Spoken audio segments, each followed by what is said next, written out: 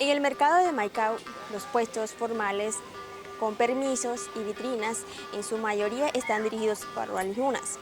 En cambio, los guayús trabajan desde la informalidad, venden artes de tejedurías, collares, medicinas tradicionales. Pero el desafío está en que el sistema lo reconozca. Porque es que todo el mundo necesitamos de comer y eso, pero el comercio aquí en Maicao está duro. Ajá. Tú puedes ver paisanas, pero los que están en local, yo creo que yo soy la única guayú. La economía es un sistema autónomo que ha trascendido a través de los años, basada en la ganadería, siembra, cosecha de los cultivos. Actualmente se sigue apropiando de la comercialización de los diferentes productos.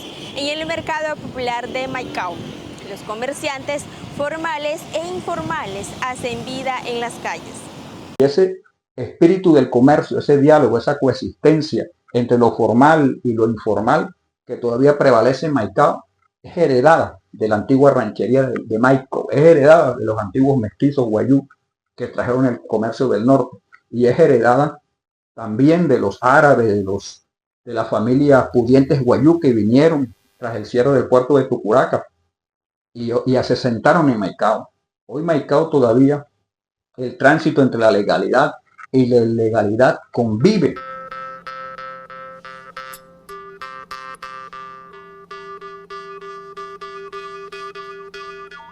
Yo pienso que es una cuestión de idiosincrasia.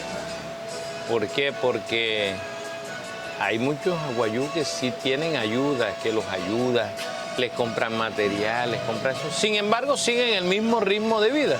Ya, que yo he visto que les han dado ayuda, que les dan 2, 3 pacas de hilo, pero siguen en el mismo ritmo. Entonces de pronto no es que por falta de ayuda o por falta de dinero, de pronto es algo que hace parte, es cultural de ellos ya. Y es respetable, ya.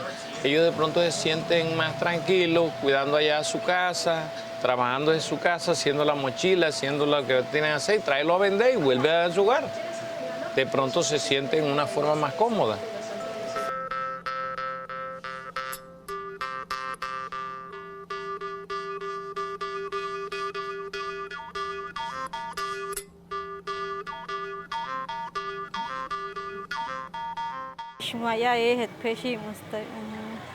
Porque cascaria está en tu mochila, está con jabalino.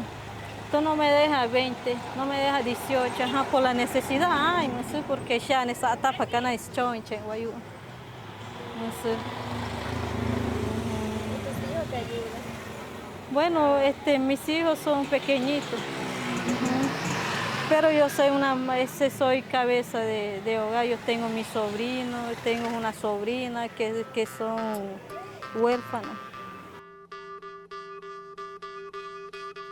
Muchos hermanos y hermanas guayú deben salir cada día de su territorio hacia Maicao en bicicleta o incluso a pie, con el único propósito de ganarse el sustento con el sudor de su frente.